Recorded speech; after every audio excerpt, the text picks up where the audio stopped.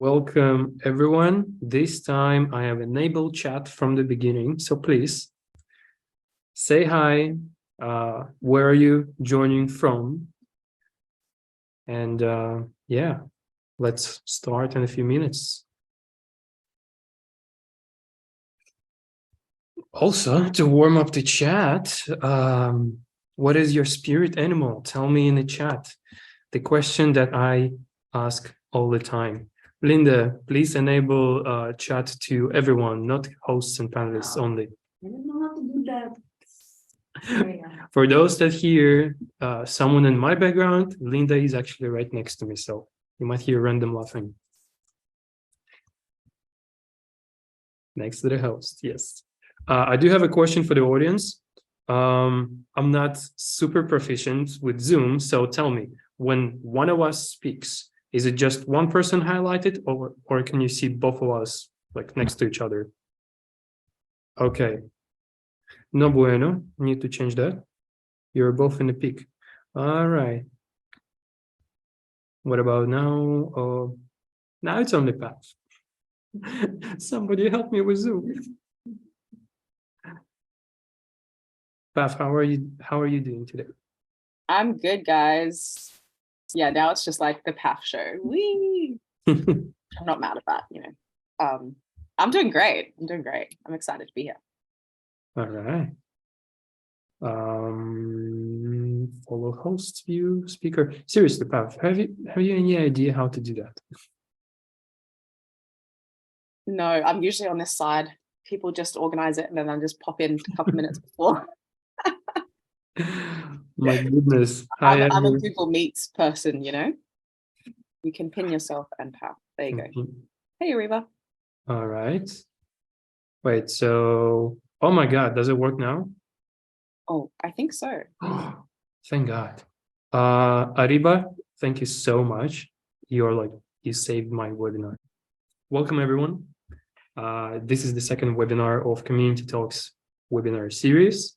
My name is Roman, and today I am joined by one and only Paff Evara. For those that don't know, this series is all about community building.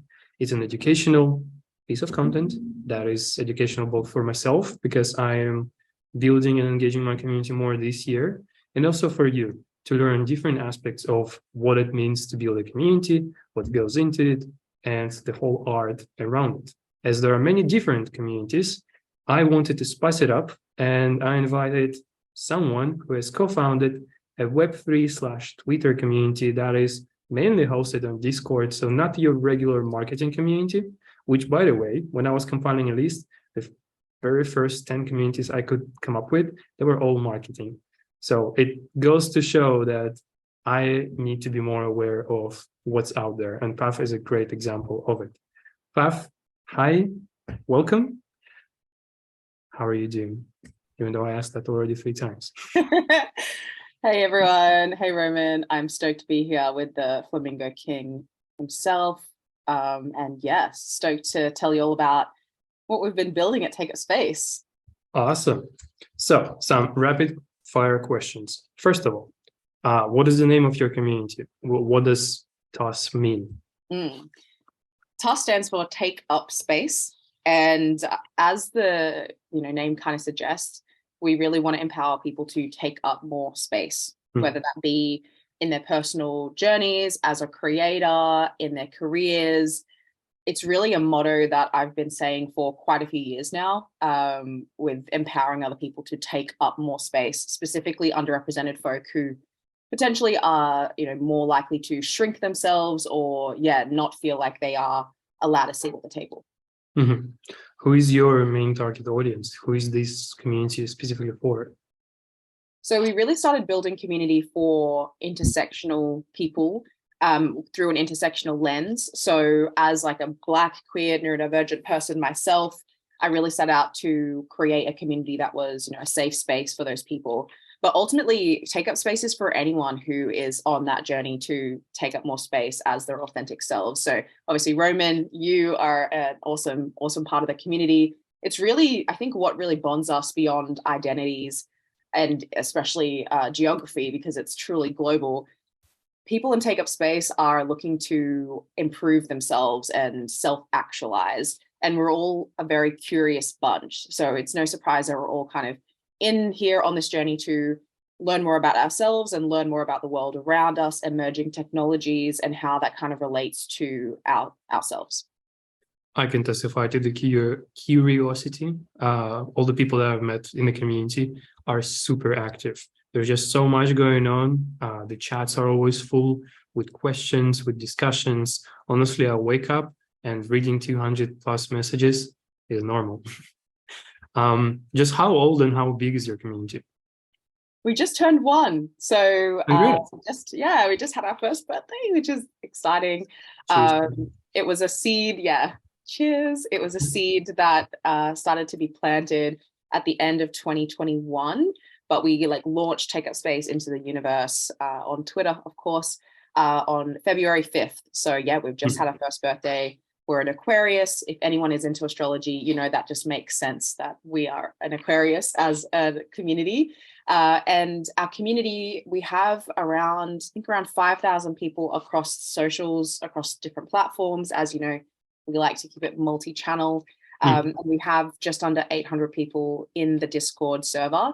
And then even inside that nucleus, we have about 150 people who are token holders of either one of our membership passes. So yeah, that's the community there.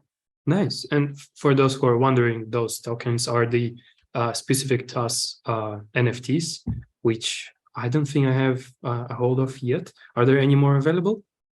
There are, yes. There are. Beautiful. So for anyone who joins, it's a lucrative thing to get. Now, I would like to know how and why you even started. You already told us about the mission, but how did it happen? How did you become a co-founder? How did the idea came to be? Yeah. It's such a cool. I love this. We're just turned 1, we're definitely in this reflection mode, and it's always really great to look back on the origins.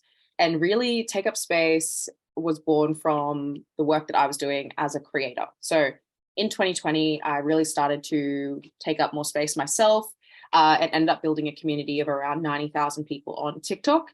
And really, my message was all about empowering mostly queer people of color to take up more space. So this was something that I was talking about, and I was kind of doing that through the lens of my own personal stories and kind of sharing that with my audience and helping people to see themselves potentially in that story. So at the end of 2021, I started to look on what I had created, but it felt quite one-sided. I would create content, put it out there. Yeah, I would get some engagement in the comments, and some people would DM me, but it definitely felt like it was, me as the figurehead and the community. It wasn't a community. So I was thinking of ways that I could deepen this connection with the audience, turning the audience into a community.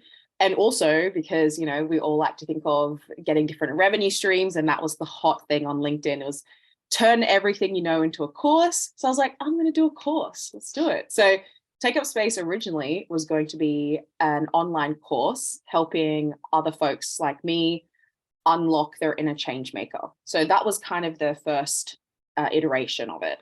And then I had that idea, and then I just kind of put it in my notebook and sat on it for a couple months and didn't really do anything, because in my day job, I was running a digital marketing agency. So I didn't have a ton of bandwidth. And I guess parallel to this, and this is how my co-founder, who's also my wife, Han, kind of came into the picture.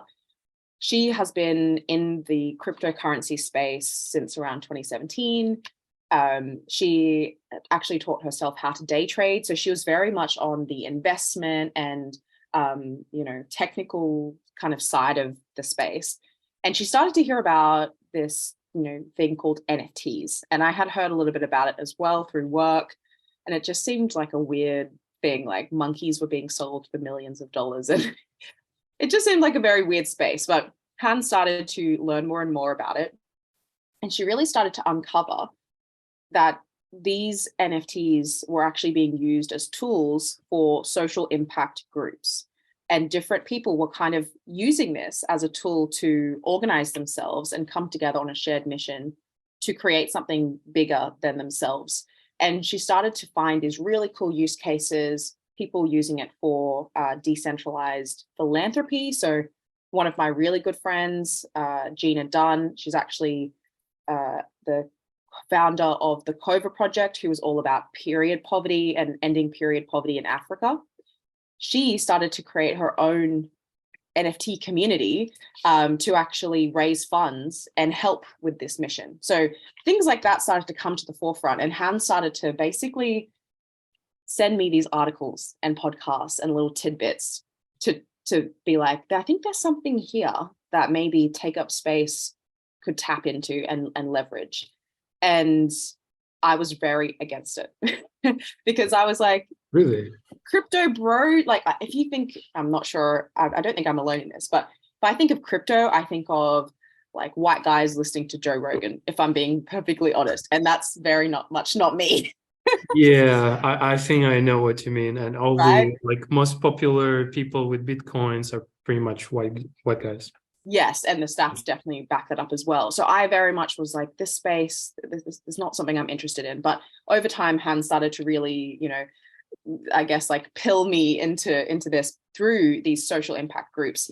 And eventually I was like, right, okay, hypothetically, if Take Up Space were to, build in Web3 and maybe leverage some of these tools, what could that look like?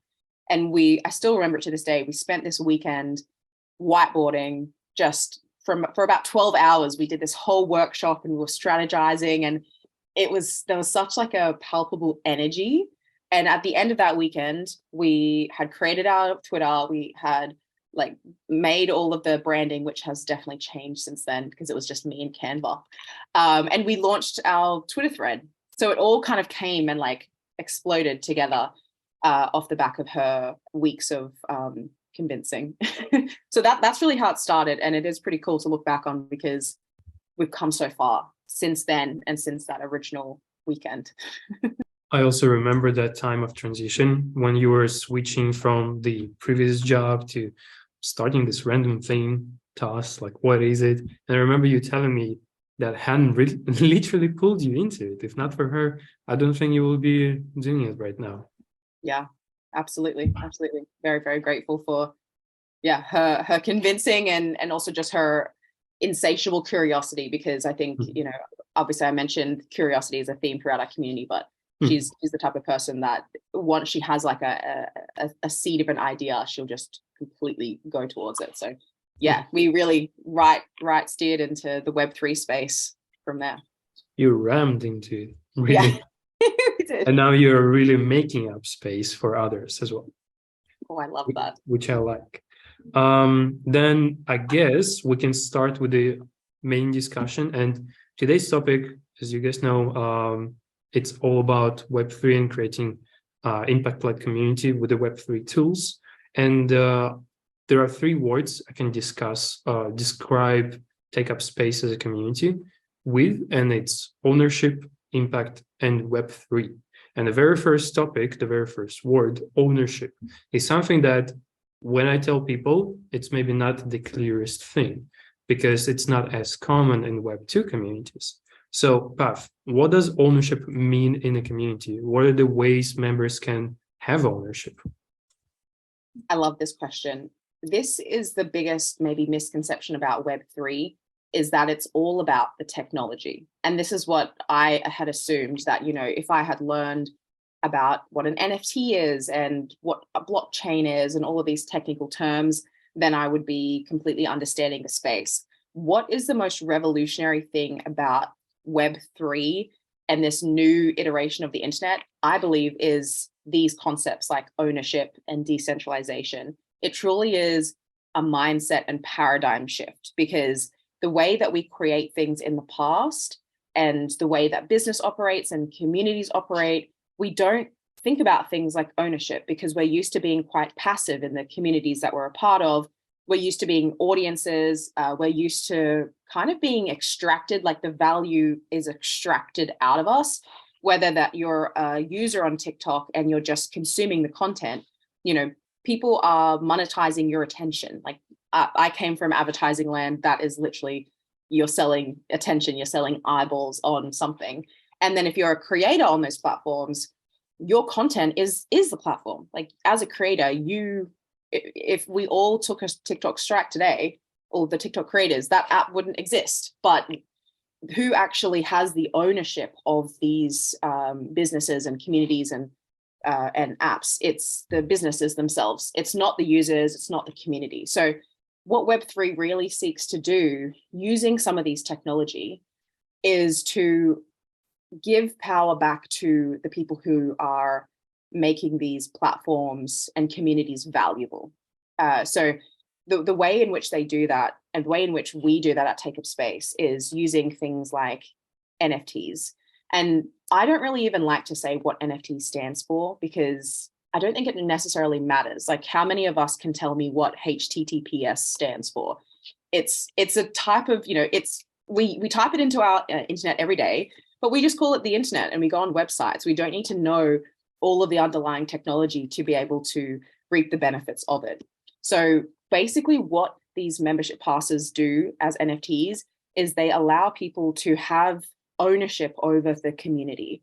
So if you are to have an NFT in Take Up Space, basically you're able to help govern and decide what things that we do as a community. We're able to pool our capital together in a treasury and make decisions.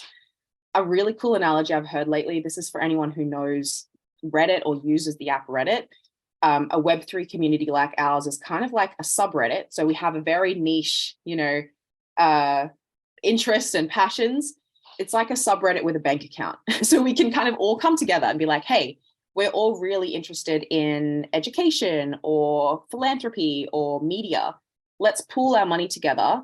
And through the technology that allows people to trust strangers over the internet, that's what the blockchain does, because it's basically a ledger that cannot be changed. It's a ledger that is immutable. Basically, that means that no one can edit it. No one can really lie. You can see very transparently where everything is going and what's happening.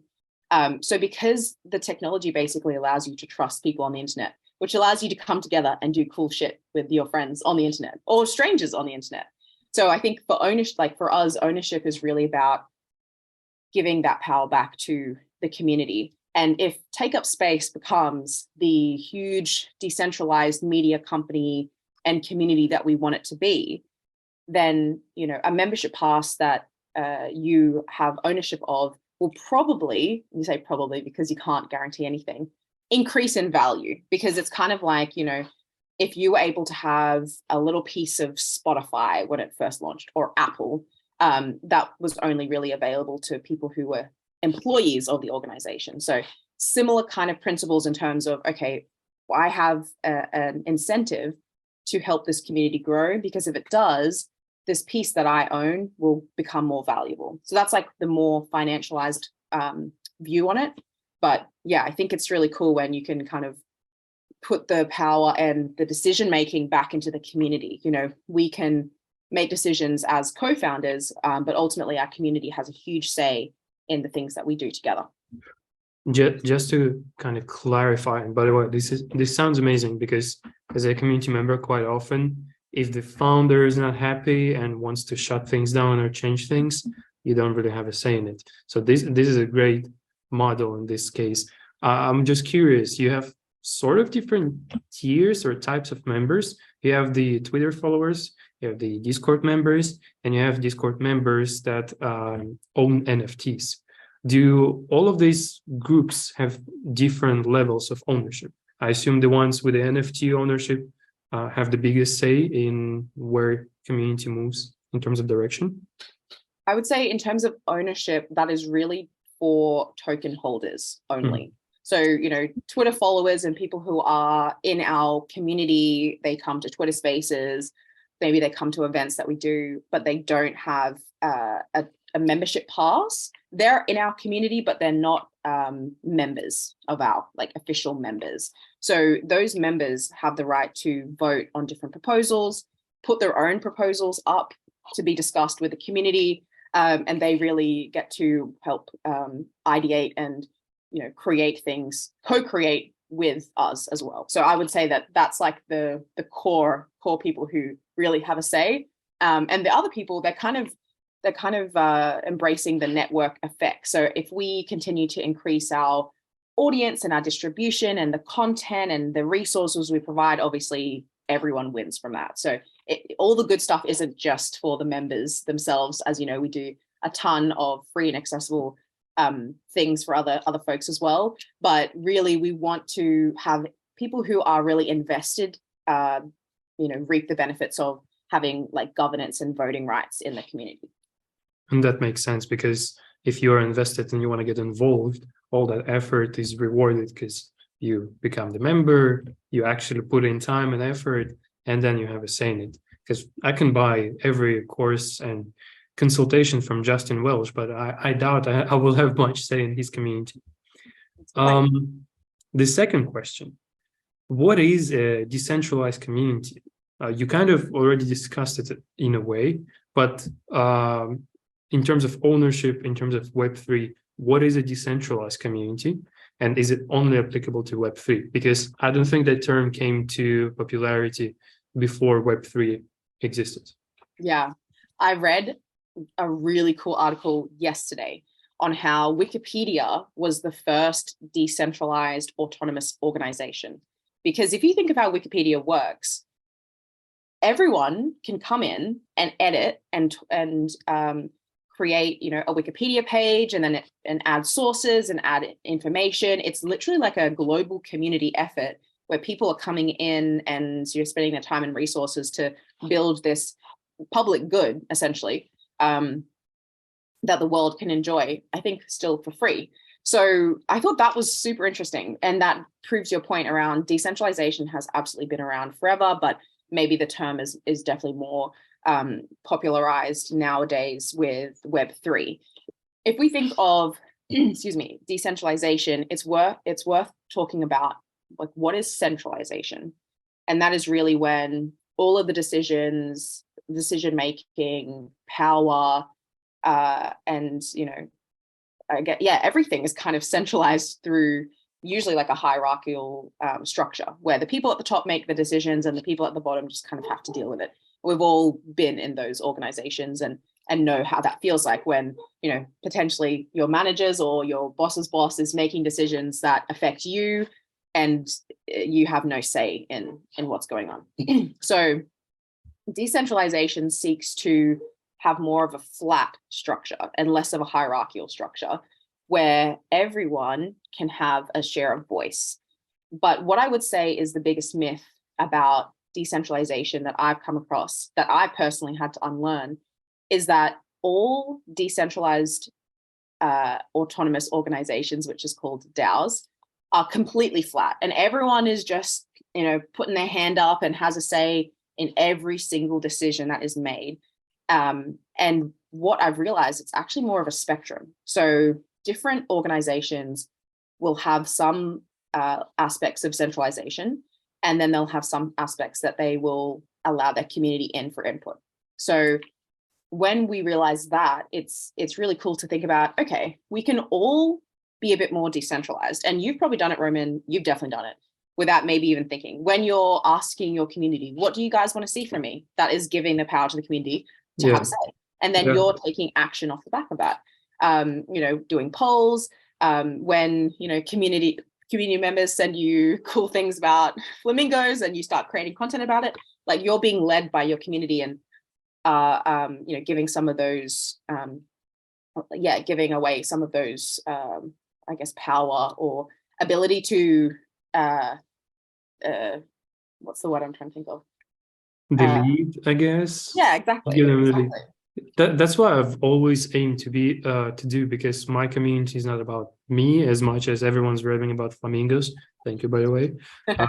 But whatever I create, I want it to be created based on people's wishes and submissions, of course, as long as it's aligned with my direction. So if someone asks me to write about finances, I'm a dumb. I'm not going to do that. But that never happened so far. Yeah, so exactly. I think there's bits of this ethos of decentralization that we can kind of all take in And I even think back to when I was running an agency, when I first took over, the first thing I did, or the very first thing I did, was put together all of my insights into a document. And then I sat down and shared it with the team. This is what I think. And then I spent the rest of the afternoon giving them the opportunity to have a roundtable and actually map out what their ideal vision would be, what kind of clients they'd like to have, what does our office look like? And literally was giving them the ability to put their hand up and literally stick something to the wall. And then together we came together on like a shared vision. So I think this ethos of decentralization is interesting in web3 because, again, the technology allows for you to assign like voting rights, because we're able to say, okay, Roman, say you did have one of our NFTs. That means that you are able to vote on different things.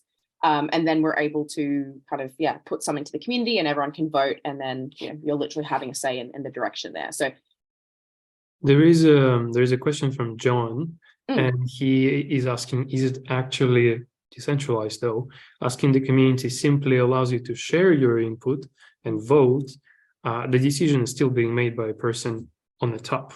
Yeah, that's maybe more co-creation than decentralization. So that's a good point. That's where it's like, hey, sorry, I'm going to shut this Discord notification. Okay. Hey, I'm giving people the ability to give me ideas. But yeah, you're right, John. It's still being kind of, you didn't do everything everyone said.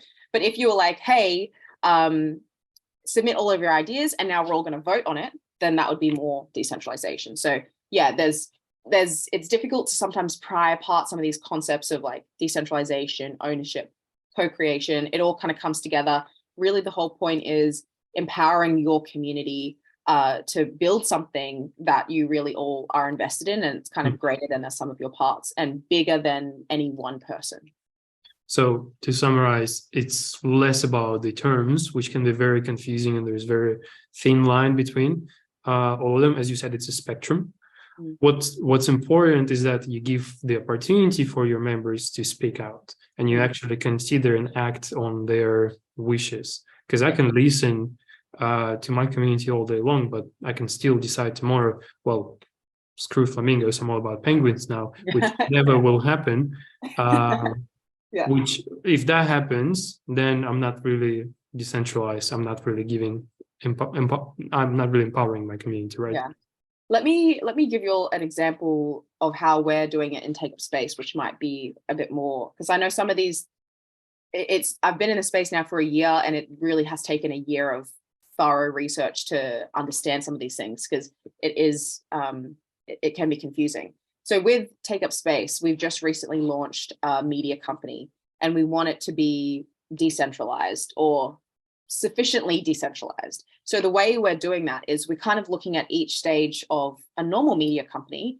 You have ideation, you would go away and produce the media, you would distribute the media. And we're kind of looking at these stages and thinking, okay, how can we add decentralization elements? Like, how can we empower our community to have a say at these different parts? So ideation, we have these weekly community calls where we have a brainstorm session. Everyone can come in and give their ideas about, at the moment, we're working on a big event that we're doing. So people are literally coming being like, I would love to see this speaker. I would love to see this topic. So they're kind of helping at that ideation phase. In the production phase, I would say that's the most centralized, because most of the media production, our podcast, our email newsletter, is coming from myself and my co-founder, Han. So we're actually going away. We're the ones on the podcast. We're the ones typing the email newsletter. But our community is able to input that by curating links, submitting questions, submitting ideas that we can discuss. So you can see how, even in a small way, we're allowing some input from our community. And then distribution, majority of that is happening in a pretty normal way. We're putting it out on Spotify. We're putting our email on Substack. But we also are asking our community to distribute within their own networks as well. So those might sound like very small things that aren't groundbreaking. And I would say we've only recently launched our media company in this project about a month ago. So we're still in those baby steps. But those are just some ways that we're thinking, okay, how can we include our community on this a little bit more? And over time, we will get more and more decentralized, and we'll have people having their own podcast and their own email under the Take Up Space umbrella, and truly become more decentralized over time. You know what it reminded me of when you were describing the way everyone pitches in a school project. Yeah, yeah. I don't know why, but it reminds me of my school days when we had some kind of project that did not have team leads per se, but it was just given to a group of students and you all pitch in, you all work together on it. And the event that is about to come out, I assume it has the similar vibe. Mm. Yeah, school projects, oh my God, everyone has the trauma when everyone is supposed to pitch in, but there's often times where there's one person who doesn't do anything. And you have Sometimes to it was me. pick up the slack with them as well. Yeah. Okay. Well, the next question I have is about Web3 tools.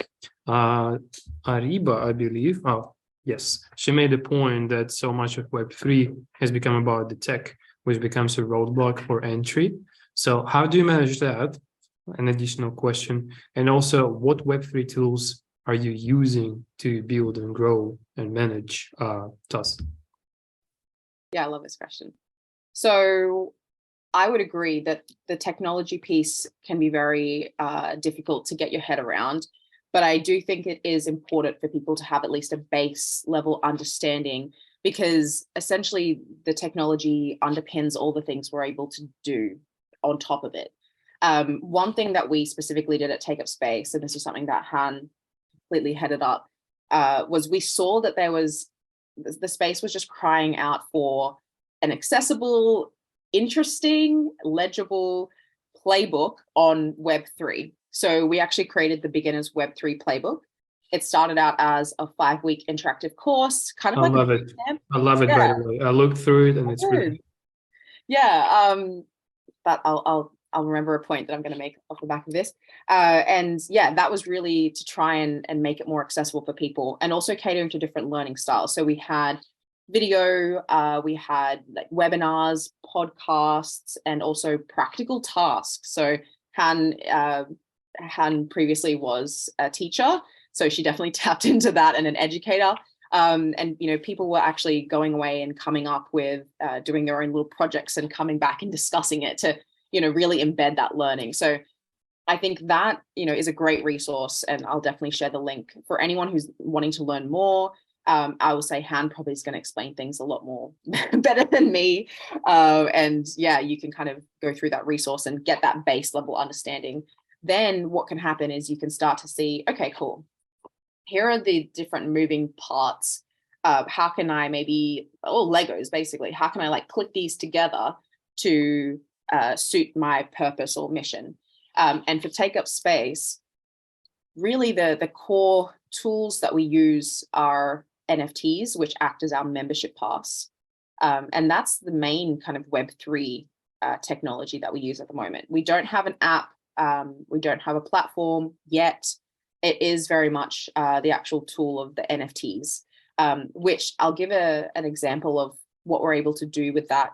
With the NFTs that you hold, Roman, you won't see this because you don't have one yet. You can actually token gate different parts of the Discord. So when you have an NFT, you can verify that you have this NFT, and then it will unlock more content, more Discord channels, more conversations in the Discord. So that's like why we've continued to use Discord. I know when I first got on there, I was like, this is so like gamer. I feel like I'm a 15-year-old gamer dude or something. It's it's in dark mode and you just kind of feel like you're in a basement or something using it. But it does work quite well with these tools because you're able to create more of an intentional experience for people based on if they hold that. So for us, then the opportunities are unlocked as a media company. When we start to grow the content we produce, we're going to token gate some of that content, so it's only available for our token holders. And you can start to see how through token gating and through making things available exclusively for members, there is even more incentive to hold a token because you're able to access all these different things. Some communities are completely token gated and you can't even get onto the Discord at all without holding that. And you have these exclusive kind of social clubs where people will pay hundreds of dollars, thousands, sometimes hundreds of thousands, depending on the thing and depending how much money you have, to rub shoulders with like-minded people or elite people in their fields. And as we all know, like your network is your net worth. So those are some examples of how NFTs enable like exclusive social clubs to kind of come to the fruition. But for us at the moment, it's mostly the NFTs, and we still, as you hadn't even realized, like we still provide most of our community is open and accessible to everyone. That's by design, but we are increasingly over time having more things that are specifically for members, because people have invested into the community, and you want to reward people for continuing to hold that token and stay long term. Yeah, and I think token gating everything will kind of go against your mission, because that will make it exclusive, and I think you're all about inclusive, which I like. Because you have all those basic resources that you mentioned, the course, the guide, that, for example, I'm interested in NFTs and web3, but I'm a complete noob, right? But investing in an NFT that I also am not sure how to buy, I can figure it out, of course, and then get into community, it's a bit of a barrier. And instead, I could join Discord, kind of walk around there, figure out, oh, what's going on in this chat, what's going on in that chat, get acquainted, and only then make a decision. And I guess that way you get only the most active people, the hot leads, as they call them in marketing, who are eager to actually participate and get involved. Yeah, and I think that is so evident with Take Up Space. Yeah. One thing that is definitely, the space is well known for, and I think it's at its detriment, is hype and FOMO, and using these tactics to make people buy an NFT, thinking it's going to be the next big thing, they're going to make all this money. And basically what happens is there's this like pump, and everyone's like, yeah, I'm going to be rich, I'm going to get a Lambo. And then everyone sells because they're only in it to make money. And those people are called flippers. And what happens, it can happen to communities that have solid missions as well.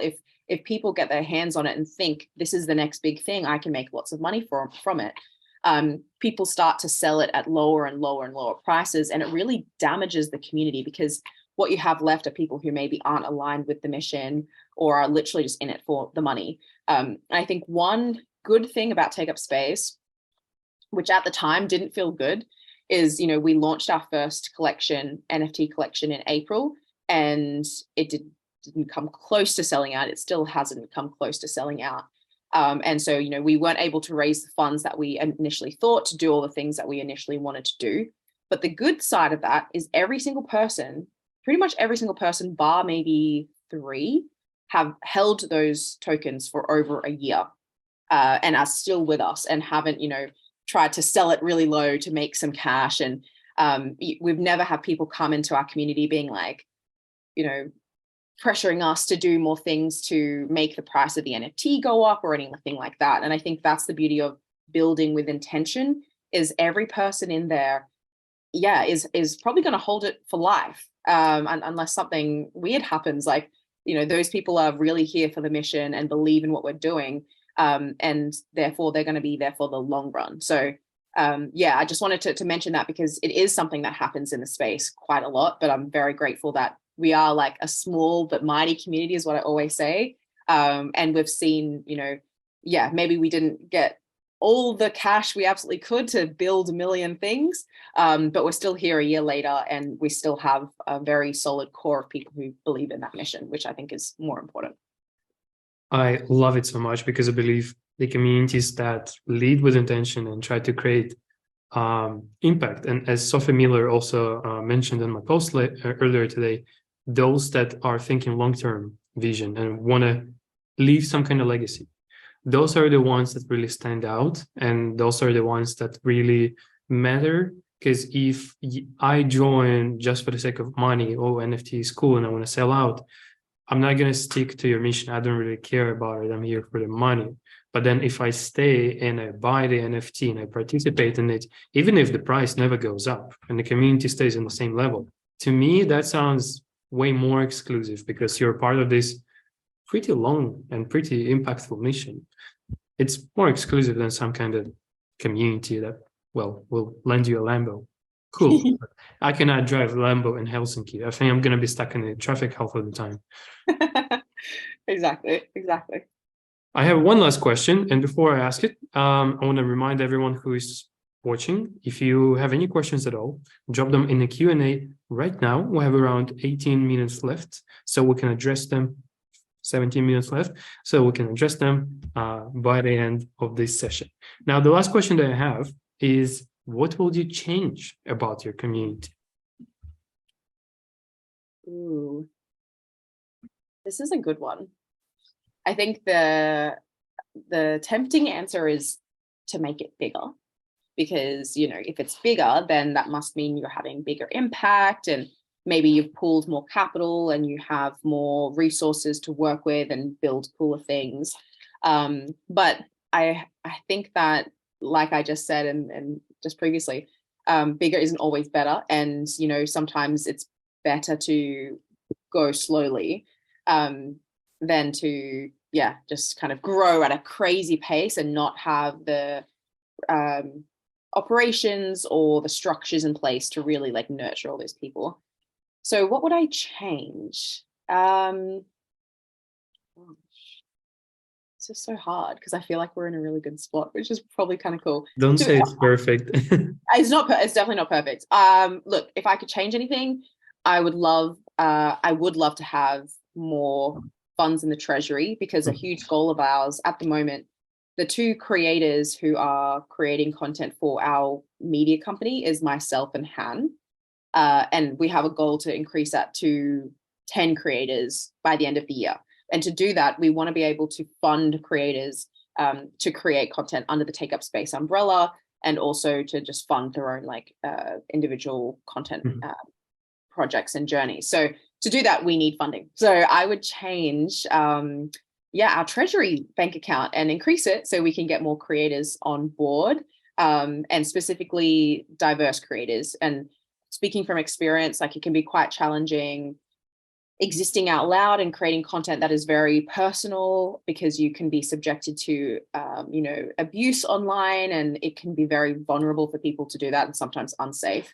And I also think on the flip side, even things like getting brand partnerships, you can be potentially overlooked if you're not the quote unquote stereotypical person that they would look for and want to work with. We see it all the time where there's disparities in pays for intersectional creators. So I think having, a bigger treasury means that we could fund more diverse creators, means that they can create more authentically, because they're not trying to fit themselves in a box or, jump on every single trend just because they know that they need to do what they need to do to like make money. I think ultimately, having that freedom that comes with, as we were talking before, that, base level, like, I'm not gonna die. I think that is like an amazing thing, that all creators should have that freedom to for creative expression. So yeah, that's what I would change.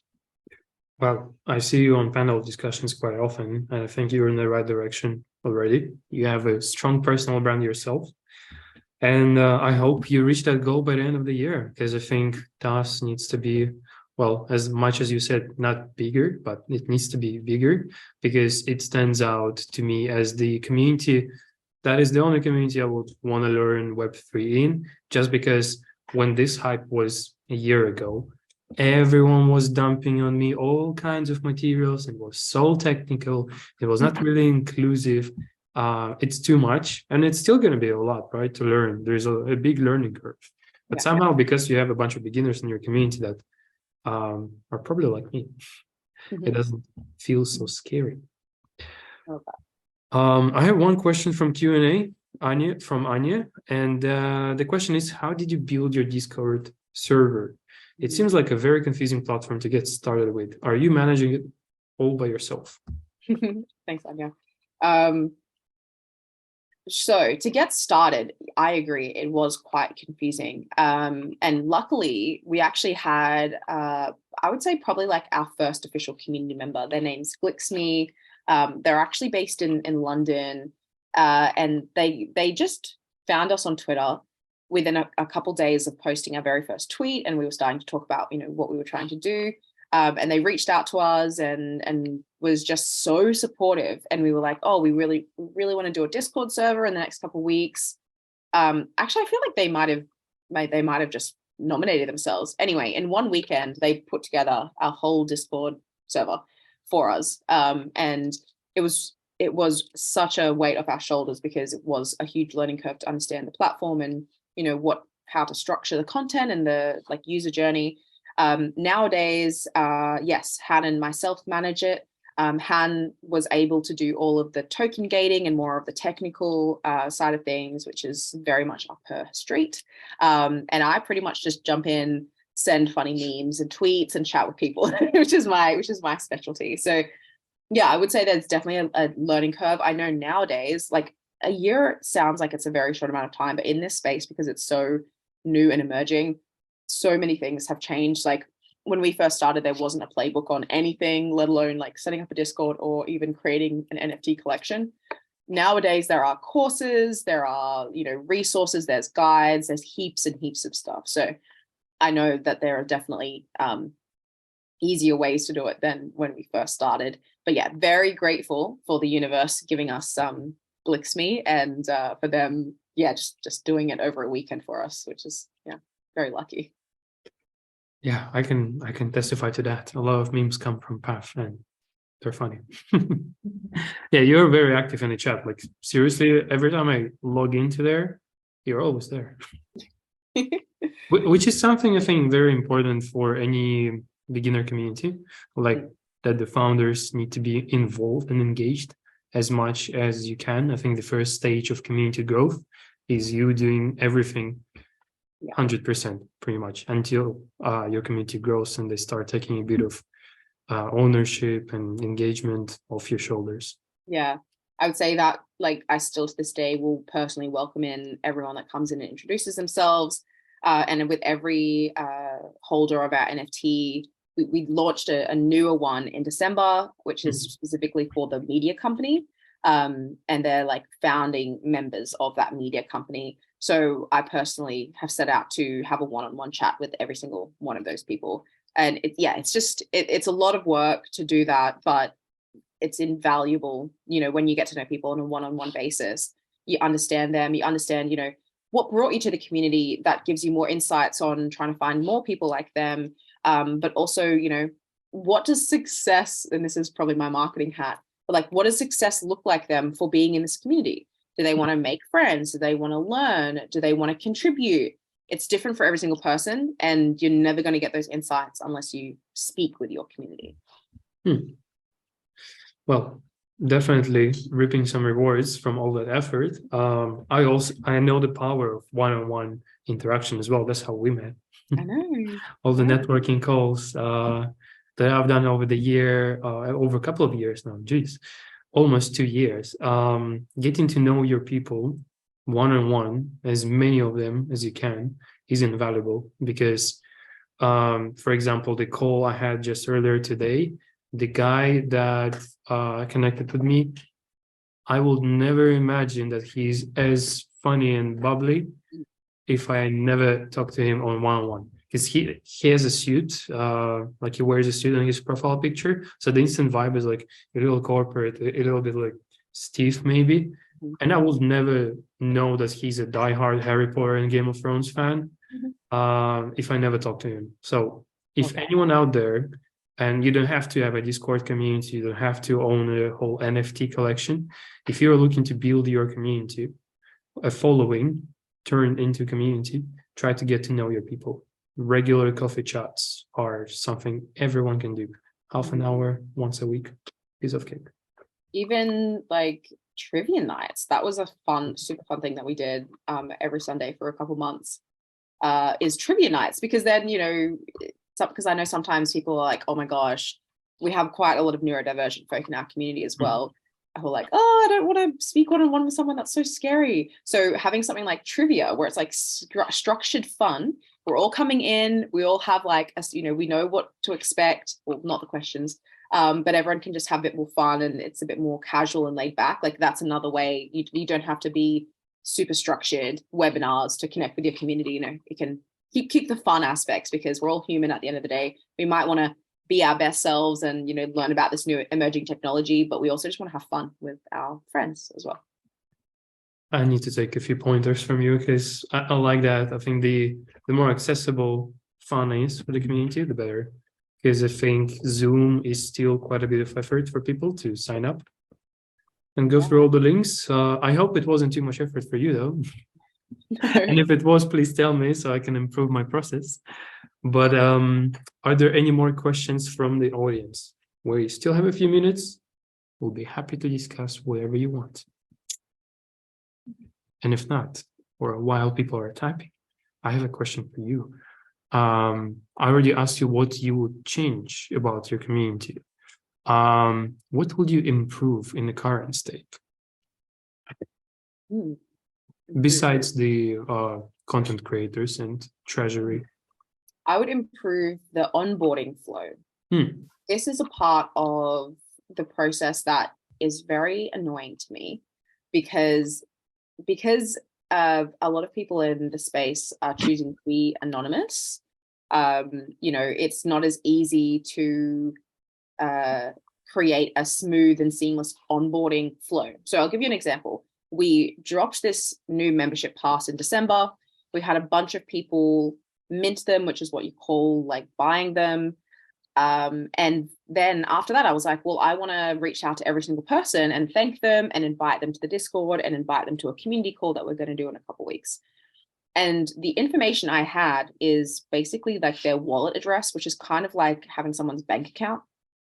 I didn't have their Twitter. I didn't have, their email. And that's by design as well, because people want to move through the space sometimes with that anonymity, which I totally respect. But then I was like, having to try and find their Twitter through, searching it or jumping onto a different platform. And it was so clunky. And I was like, oh my gosh, I'm really, thinking back to my days of working with an e-commerce where we buy something from ASOS, we get a confirmation email, we get an email saying this is where it is in this depot. We get an email the day it's coming out for delivery. Like we have all these steps, which are, make the experience super seamless. And the whole time we're like, yeah, I bought something. Now I've got it. Now I know what to expect. Now I know what's going to happen next. Whereas with this, I had to every day manually go and see the new people who had come in and try and find them and DM them personally on Twitter.